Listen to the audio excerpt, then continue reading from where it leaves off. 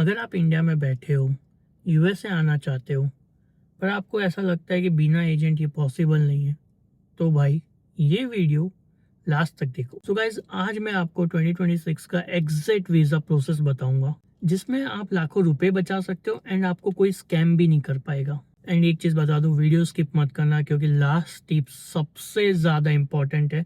90% लोग वहीं गलती कर देते हैं। अगर आप एक स्टूडेंट हो, जॉब सीकर हो, या फिर आपने एक सपना देख रखा है यूएसए आने का, तो इस वीडियो में हम इन डिटेल बात करने वाले हैं सारे स्टेप्स की, कि कैसे आप यूएसए आ सकते हो 2026 के अंदर। अगर आपने एजेंट कर रखा है तो भी आप ये वीडियो देखिए, बहुत ही हेल्पफुल रहेगी, वो आपके साथ स्कैम नहीं कर पाएगा। अगर आप एक एजेंट नहीं कर रहे हो और खुद से प्रोसेस करने का सोच रहे हो, तो बहुत ही इजी प्रोसेस है। ये वीडियो डेफिनेटली एंड तक देखना, आपको यूएसए के प्रोसेस के बारे में 100% नॉलेज मिल जाएगी एंड आप अपनी प्रोसेस खुद से स्टार्ट कर सकते हो। सो इस वीडियो के अंदर मैं 5 सिंपल स्टेप्स बताऊंगा आपको, जो कि बहुत ही इंपॉर्टेंट है यूएसए आने के लिए। सो फर्स्ट स्टेप में हम बात करेंगे यूएसए आने का लीगल तरीका। सो सेकंड स्टेप में हम बात करेंगे बेस्ट ऑप्शन कैसे चूज करें। तो थर्ड स्टेप में हम बात करेंगे डॉक्यूमेंटेशन की फुल लिस्ट, जो आपको चाहिए होते हैं यूएसए आने के लिए।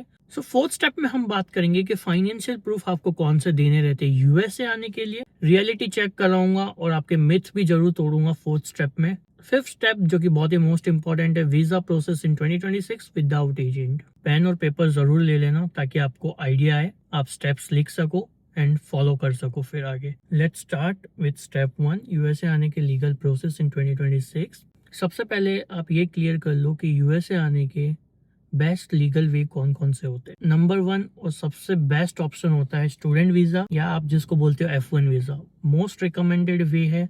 बहुत सारे लोग ऐसे ही आते हैं और बाद में यहाँ पे सेटल होते हैं। अब स्टूडेंट वीजा के अंदर आप बैचलर्स करने आ सकते हो, मास्टर्स करने आ सकते हो, डिप्लोमा करने आ सकते हो यूएसए के अंदर। तो ये रूट सबसे सेफ एंड जेन्युइन रूट है। तो सेकंड ऑप्शन आता है, जो कि बहुत लोग ट्राई करते हैं, अभी थोड़ा सा 2026 में हार्ड हो चुका है, जो कि है वर्क वीजा, जिसको आप बोलते हो H1B वीजा और L1 वीजा। अब ये थोड़ा सा टफ है, थोड़ा सा टाइम टेकिंग प्रोसेस है, इसमें ज़्यादा टाइम भी लग जाते हैं, डिपेंड ऑन आपके एम्प्लॉयर, आपका एम्प्लॉयर कैसे प्रोसेस करता है, कैसे फाइल करता है। एंड अभी तो बहुत सारी फीस भी लगा चुके हैं इसके ऊपर, तो ये थोड़ा सा टफ हो चुका है 2026 के अंदर। थर्ड जो ऑप्शन है यूएसए आने का, वो है टूरिस्ट वीज़ा। आप यूएसए का टूरिस्ट वीज़ा लगा सकते हो एंड यूएसए आ सकते हो। बहुत सारे लोगों का ये क्वेश्चन रहेगा कि भाई हम टूरिस्ट वीज़ा पे आके स्टूडेंट में कन्वर्ट हो सकते हैं। तो यस, आप टूरिस्ट वीजा पे आके स्टूडेंट में कन्वर्ट हो सकते हो, बट उसकी भी एक प्रोसेस है।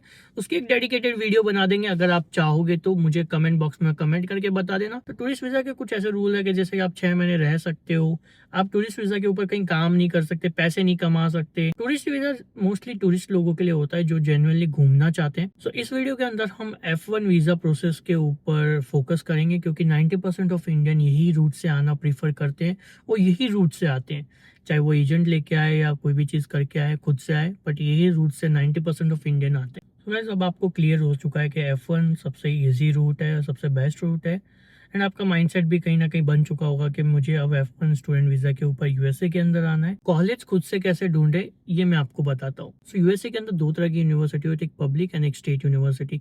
आप दोनों ही ट्राई कर सकते हो, पर यूनिवर्सिटी से ज़्यादा ना आप उसकी फीस एंड लोकेशन पे ध्यान रखना। सो आपके प्रोफाइल के हिसाब से आपको फीस एंड यूनिवर्सिटी की लोकेशन दोनों माइंड में रख के ही यूनिवर्सिटी चूज करनी है। थर्ड चीज़ जो आपको ध्यान रखना है यूनिवर्सिटी चूज करते समय, कि आपका जो कोर्स है वो जॉब ओरिएंटेड होना चाहिए। मतलब उसको करने के बाद आपको यूएसए के अंदर जॉब मिल जाए, या फिर आपका कुछ उसमें इंटरेस्ट होना चाहिए, आपके स्टडी के रिलेटेड हो तो बहुत ही बेस्ट है। सो गाइस, अब थोड़े से सेक्टर्स देख लेते हैं जो पढ़ने आप यूएसए के अंदर इस टाइम पे आ सकते हो 2026 में।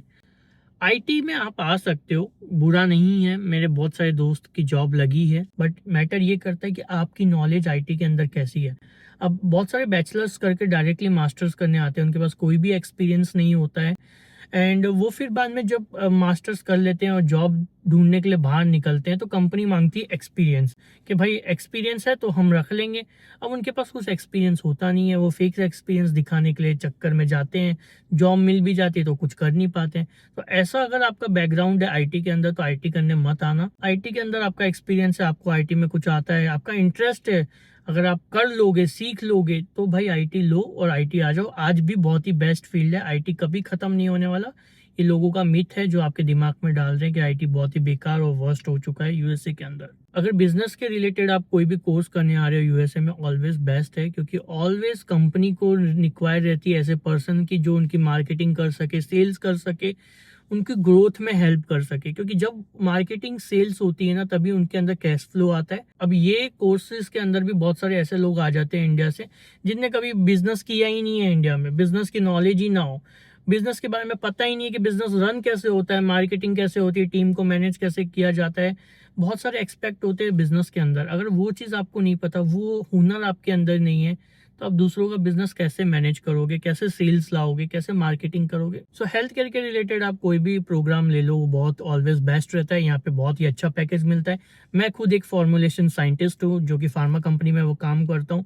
बहुत ही अच्छा पैकेज मिलता है। मैं आपको डेफिनेटली रिकमेंड करूंगा, अगर आपने कोई भी मेडिकल के रिलेटेड पढ़ाई की है इंडिया में, तो यहाँ पे आके आप अपनी मास्टर डिग्री करो, बहुत ही अच्छा पैसा मिलेगा। सो अब बात कर लेते हैं हमारे थर्ड स्टेप की, जो कि है डॉक्यूमेंटेशन चेकलिस्ट। क्या क्या डॉक्यूमेंटेशन आपको रिक्वायर रहेंगे यूएसए वीज़ा प्रोसेस के अंदर। तो डॉक्यूमेंटेशन के अंदर आ जाते हैं आपके पासपोर्ट, 10th एंड 12th की मार्कशीट, अगर आपने बैचलर किया है तो बैचलर की मार्कशीट, अगर आपने मास्टर्स कर लिया तो आपके मास्टर्स की मार्कशीट। उसी के साथ ही साथ आपके बैचलर की ट्रांसक्रिप्ट, अगर आपने बैचलर किया है तो मास्टर्स की ट्रांसक्रिप्ट, अगर आपने मास्टर्स किया है तो। सो थर्ड, आपको रेज्यूमे बनाना रहेगा। आपने क्या पढ़ाई की है, कब तक की है, क्या चीज़ें की है, क्या नॉलेज है आपकी, तो आपको एक रेज्यूमे प्रिपेयर करना रहेगा। सो फोर्थ, आपको एसओपी प्रिपेयर करनी रहेगी जो कि स्टेटमेंट ऑफ पर्पस। तो फिफ्थ, आपको इंग्लिश टेस्ट देने रहेंगे जो कि आईएल्स या फिर ड्यूलिंगो। सो आप यूनिवर्सिटी की वेबसाइट पे जाके चेक कर सकते हो उनकी रिक्वायरमेंट क्या है। कोई कोई यूनिवर्सिटी ड्यूलिंगो भी चला लेती है, तो आपको आईएल्स देने की कोई जरूरत नहीं है। सिक्स डॉक्यूमेंट जो कि रहेगा बैंक स्टेटमेंट या फिर आपका लोन लेटर। सो गाइज, अब हम आ जाते हैं हमारे फोर्थ स्टेप के ऊपर, जो कि है फाइनेंशियल प्रूफ, जो कि बहुत ही ज़्यादा इंपॉर्टेंट है अगर आप यूएसए में पढ़ने के लिए आ रहे हो। यहाँ पे बहुत सारे बच्चे और बहुत सारे एजेंट गलतियाँ कर देते हैं, वो गलत फाइनेंशियल प्रूफ बता देते हैं, और है ना, उसकी वजह से क्या होता है कि जब उनका I-20 आता है और उसमें जो प्रिंट होके आता है उसमें बहुत सारी मिस्टेक हो जाती है उसकी वजह से, एंड बहुत सारे वीज़ा रिजेक्शन के चांसेस भी बनते हैं ये कि फाइनेंशियल प्रूफ इतना है ही नहीं उनका और वो उनको यूएसए पढ़ने जाना है। सो आपको फाइनेंशियल प्रूफ कैसे बताना है, मैं आपको एग्जैक्ट स्ट्रेटेजी बताता हूँ। सपोज कि आप कोई कोर्स करने जा रहे हो, ठीक है, तो आपका अगर सपोज 1 साल का कोर्स है, तो आपको 1 साल के कोर्स की फीस प्लस वो सिटी का लिविंग एक्सपेंस आपको देख लेना है कि वो पर मंथ कितना लिविंग एक्सपेंस है वो सिटी का। सो इनटू आप 12 कर सकते हो। सपोज कि आप न्यूयॉर्क जैसी सिटी में जा रहे हो, तो आप 30 से 40 हज़ार मिनिमम आपको दिखाना चाहिए, $40,000 पर ईयर। सो अगर आप 2 साल के लिए कोर्स के लिए जा रहे हो, तो 2 साल के कोर्स की फीस प्लस आपका 2 साल का लिविंग एक्सपेंस आपको दिखाना रहेगा। यहाँ पे बहुत सारे लोग क्या करते हैं, अपना फेक लोन लेटर और फेक स्टेटमेंट दिखाते हैं, जो कि बहुत ही गलत है। अगर आप पकड़े गए तो आप रियली बैन हो सकते हो यूएस के लिए, वो चीज़ आपको नहीं करनी है। तो जैसे ही गाइज आप अपनी कॉलेज एंड यूनिवर्सिटी को अपना फाइनेंशियल प्रूफ दोगे, तो वहाँ से वो अपना I-20 रिलीज कर देंगे आपके लिए, जो कि एक गोल्डन टिकट की जैसे है। और अगर आपका I-20 आ चुका है अभी तक, तो कॉन्ग्रेचुलेशन, ये वीडियो आप सही देख रहे हो। सो गाइज, ये एक प्रो टिप आपको दे देता हूँ, कोई भी यूट्यूब पे नहीं देगा। जैसे ही आपका I-20 आता है ना, आप अपना सबसे पहले नेम, डेट ऑफ बर्थ, आपका कोर्स डिटेल, सारी चीज़ें चेक कीजिए एज पर द पासपोर्ट, क्योंकि अगर एक छोटी सी भी मिस्टेक है ना, तो एक बहुत बड़ा डिजास्टर बन सकती है आपके लिए वीज़ा इंटरव्यू में, क्योंकि यूनिवर्सिटी वाले कभी कभी बहुत ज़्यादा बिजी होते हैं और उसकी वजह से उनसे मिस्टेक होती रहती है। तो गाइज, अभी तक आपने कॉलेज सिलेक्ट कर ली, कोर्स सिलेक्ट कर लिया,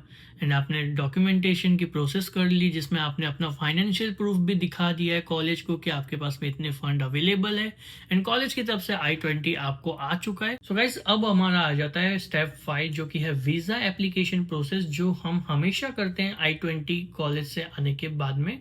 सो चलो इसके स्टेप्स देख लेते हैं, एंड क्या क्या इसके अंदर प्रोसेस होती है वो भी जान लेते हैं। सो जो हमारी वीज़ा एप्लीकेशन है, उसके अंदर जो फर्स्ट स्टेप होता है वो होता है वीज़ा फीस पेमेंट। तो सर्विस फीस कुछ $350 के अराउंड होती है। ये आप ऑनलाइन भी पे कर सकते हो, और इसकी रिसिप्ट ज़रूर संभाल के रखना, क्योंकि जब आप वीज़ा इंटरव्यू में जाते हो तो इसकी रिसिप्ट आपको लेके जानी पड़ती है, उनको दिखानी पड़ती है। तो आप ऑनलाइन पे करो तो इसकी रिसिप्ट ज़रूर संभाल के रखना, प्रिंट करा लेना, ये आपको लेके जाना पड़ेगा इंटरव्यू के टाइम। सो वीज़ा एप्लीकेशन के अंदर जो सेकंड स्टेप आता है वो आता है DS-160 फॉर्म, जो कि ऑनलाइन फिल किया जाता है। अगर आपने एजेंट कर लिया तो मैं आपसे रिक्वेस्ट करता हूँ गाइस कि आप फॉर्म को ज़रूर भरें, एक बार तो भरें एटलीस्ट। अगर आपने खुद से भर रहे हो तो यहाँ पे यूट्यूब पे बहुत सारी वीडियोस मिल जाएगी, आप जाके देख सकते हैं और उस हिसाब से अपना फॉर्म भर सकते हैं। अब फॉर्म खुद से भरने का इससे बेनिफिट ये रहता है ना कि जब वीज़ा इंटरव्यू में आप जाओगे तो वीज़ा इंटरव्यू कभी कभी DS-160 फॉर्म में भरी डिटेल ही क्रॉस चेक कर लेगा आपसे कि बर्थ डेट पूछ लेगा या कौन सी कॉलेज में जा रहे हो, क्यों जा रहे हो, वो सारी चीजें डिटेल्स होती है उसके अंदर। आप एक बार भरोगे तब आपको आइडिया आएगा, उसमें से भी क्वेश्चंस आते हैं। सो उसमें आप गलत नहीं रहोगे, क्योंकि अगर आपने DS-160 में कुछ और भरा है और आपने बोला कुछ और है तो आप एग्जैक्टली उसके नज़र में तो आप फ्रॉड कर रहे हो, या फिर आप यूएसए खाली आपका कोई और इंटेंशन है उसकी वजह से जा रहे हो। सो प्लीज गाइज इसका बहुत ध्यान रखना। DS-160 आपके लिए गोल्डन टिकट आप मान सकते हो। अगर आपने उसको गलत भरी तो आपके रिजेक्शन के चांसेस हो सकते हैं, और ये गलतियां भी बहुत एजेंट्स करते हैं, स्पेलिंग मिस्टेक कर देते हैं, छोटी छोटी इन चीज़ें मिस्टेक कर देते हैं, जिसकी वजह से बहुत सारे स्टूडेंट का रिजेक्शन होते हुए मैंने देखा है मेरी आंखों से। क्यों अपने ड्रीम को थोड़े से मेहनत के लिए सेक्रीफाइस करना। अगर आपके वीजा एजेंट ने भर दिया है DS-160 फॉर्म तो उनको बोलो डाउनलोड करके दे आपको, एंड आप एक बार उनको एटलीस्ट पढ़ के जरूर जाना इंटरव्यू में, ताकि आपके आंसर्स गलत ना हो। तो सेकंड स्टेप में जो आपने DS-160 फॉर्म फिल किया था ना, उसमें एक बारकोड जनरेट होता है, एक कोड जनरेट होता है। वो कोड को लेके आपको आपका वीजा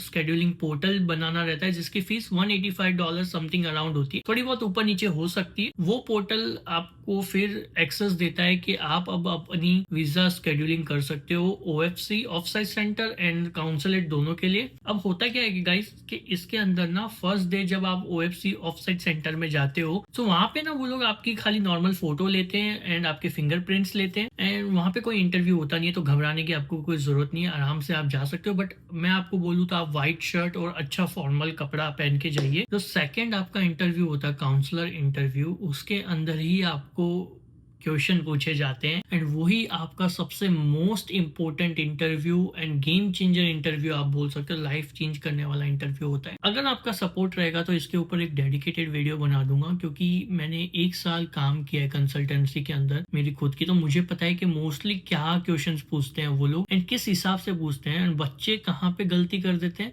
और बहुत सारे बड़े बड़े एक्सपीरियंस वाले लोग भी यहाँ पे गलती कर देते हैं। सो गाइज ये कुछ 3 स्टेप थे वीजा एप्लीकेशन के। गाइज मैं वीजा इंटरव्यू का थोड़ा सा हिंट दे देता हूँ, रट के आंसर मत जाना, क्योंकि वो रोबोट नहीं है जो बैठा है सामने, वो एक रियल इंसान है, वो पहचान सकता है कि आपने आंसर रटे हुए हैं। तो ये यूट्यूब वाले आंसर रट के मत जाना, आंसर फॉर्मेशन करने पड़ेंगे आपको आपके तरीके से, ताकि आपकी प्रोफाइल जेन्युइन लगे। अब इस पे डेडिकेटेड वीडियो बनाने वाला हूँ, तो चैनल को ना भाई सब्सक्राइब कर लेना, नहीं तो आप मिस कर जाओगे और फिर वीज़ा रिजेक्ट हो जाएगा ना तो मेरे को आके गालियाँ दोगे कि मेरी वजह से हो गया। नहीं नहीं, ऐसा नहीं होगा आपका। सब्सक्राइब करो, अब भी 1 सब्सक्राइबर से दूर हूँ मैं। जाते जाते ना आप मुझे पिन कमेंट में जरूर बताना कि आप यूएसए किस पर्पज से आना चाहते हो, स्टूडेंट वीजा पे, टूरिस्ट वीजा पे, या फिर जॉब करने डायरेक्टली।